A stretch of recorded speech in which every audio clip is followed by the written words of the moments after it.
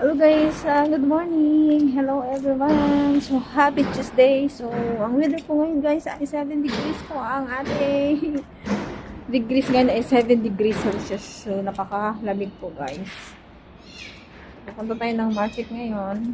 So ngayon lang ulit tayo nakapag-vlog. Hi everyone. So ngayon lang natin naisipan. So ngayon guys, wala po tayong day off ng 2 weeks. So ayan. Kaya wala tayong video. So, ayun guys, naisipan natin ng video. So, malapit na po mag-end ang January. So, malapit na mag-February. So, malapit na mag-araw ng mga puso. Ayun. Joke lang. Oo nga, malapit na mag-Valentine's Day, guys. Wala man tayong kadate. So, ayan guys, dito tayo. Dito kay Santanan. Alam niyo yung kamay ko guys ay napakalamig po. Breeze. Yung nakasuot na tayo ng tatlong damit. Malag pa rin guys. Malamig pa din. So naka-sweatshirt po ako and then tapos dalawa na pa yung jacket natin. Ayan ang jacket. Ang kapal nito guys. Tapos meron pa sa loob na jacket din na isa. Kasi sabi ko kung ito lang hindi ko kayang lumabas. Yung pala, malamig pala talaga. Ang lamig-lamig ng aking mga daliri, guys. Malamig. So, punta tayo ng market ngayon. So, ano pa kasi siya? Malamig pa po yung weather, tapos mahangin pa. Yan. Yan po ang ating, ito po yung ating daily routine. Yung ginagawa natin tuwing umaga. Pumunta ng market. And, so, kaya pag malamig yung weather guys, kailangan talaga nakaano ka din. Naka-full gear. Kasi hindi mo kayanin kasi medyo malayo-layo din ang nilalakad. Siguro mga 10 minutes bago makarating ng market. So napakalamig. So ayun, mahangin guys. Mahangin. Malapit na mag Chinese New Year dito sa kanila. Malapit na mag Chinese New Year guys.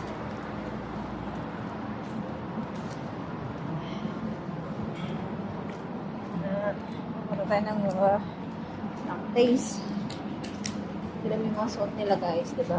Kasi meron pang meron pang nakaano sa liig.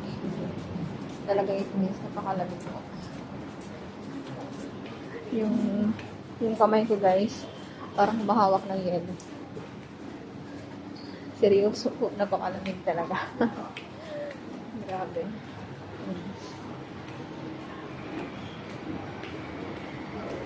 Buti na lang, dinubli ko yung jacket ko guys. Kumuha ulit ako ng jacket. Tapos, nagsuot ulit ako ng panibagong jacket sa loob. Bago ulit itong nasa labas natin na suot. Kasi, napakalamig po talaga.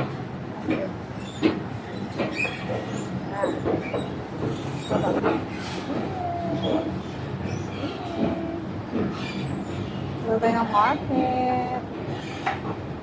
Kaya ng decoration nila guys. Decoration dito sa Hopewell. So, din po sa Letong, wala pa akong ay, meron na. Tingnan natin guys, meron na pala siya. Meron na rin pala. So, tingnan natin. Okay, sa tawid tayo dyan. So, grabe yung lamig. Gosh. Okay, design na sila guys. So, papakita ko sa inyo. Grabe yung kamay ko, na-freeze na. Sobrang cold.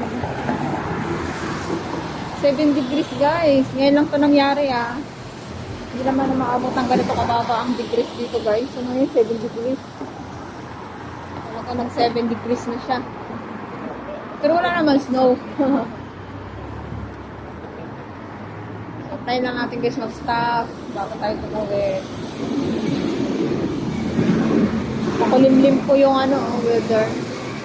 Kaya lalong malamig. Maganda ngayon guys, natulog. Kaso hindi natin day off. So wala tayong day off ng 2 weeks. So, tsaga lang guys. Yayaman din tayo soon. Manifesting lang guys, yayaman tayo ngayon. Wow, umaambon na po. Oh my gosh. So, ayan. So, pwede na tayong tumawid. Naka-green pa siya kasi, guys. Pero sila, ay tumatawid na kahit hindi po pwedeng tumawid. Ayan. Pwede na tayong tumawid. Dahil, naka-red na. Naka-red na, guys. Ayan. Pwede na tayong tumawid. So, ito po. Nandito tayo ngayon sa Latong Avenue. So, supapakita ko sa inyo, guys.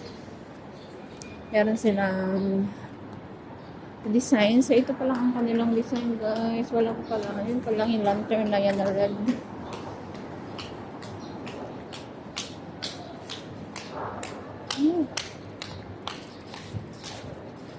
Napakalamig mo yun. Grabe. Ayan. Kikita nyo yung mga outfitan nila, guys. Hindi biro. Malamig talaga. Ayun, may nakita ako dragon. Bakit kasi may dragon, guys? May dragon ako nakita. Kasi year of the dragon po ngayon. Kaya, yan. Meron silang dragon na dekorasyon. Parang kaganda niya. Siguro, mas maganda pa rin pag ano, guys. Ayan, mas maganda ito pa gabi kasi umiilaw to sigurado. So, ayan, guys, ang kanilang ano ngayon, kasi Year of the Dragon. Wow, ang ganda. Ang ganda niya, guys. Tapos meron din. Ayan. Ang ganda niya. Ayan. So, ayan lang, guys, pinakita ko na sa inyo ang kanilang dekorasyon ngayon dito sa Latong Avenue. So, ayan, guys, ang ganda niya, diba?